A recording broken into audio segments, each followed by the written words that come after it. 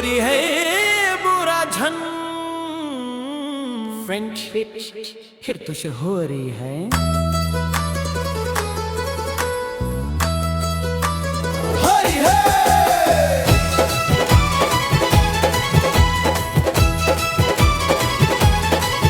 तोला ऐसे रंग लगा हूँ गोरी ओ दुनिया ला भूल जाबे पर सा फूल के रंग माँ भिज के मोर बाही माँ खो जाबे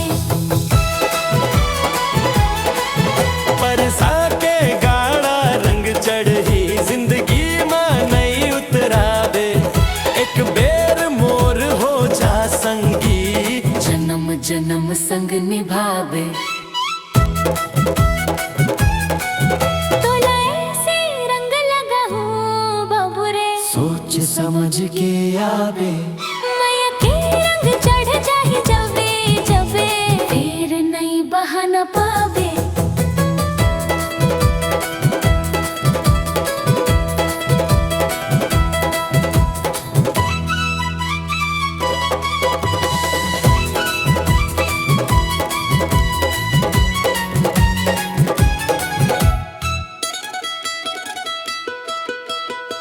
गोबर के हंसी ठिठोली कर हूँ मैं रस कहाँ पावे दूसरिया के बहाना खोज बे मोर बिना ते घबरावे।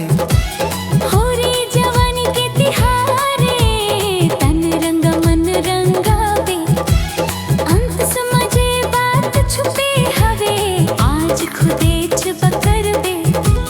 फूल असन खिलिस चेहरा लाली गुलाल उड़ावे दिल माँ का खर नाम लिखे हंसू आज मोला बतावे।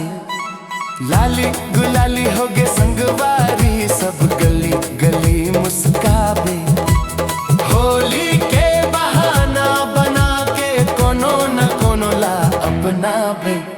राधा संग खेली से श्याम जबे मैया नदिया बहाइस तबे मोर संग खेल तो होरी तय जन्म जन्म के कसम खाबे।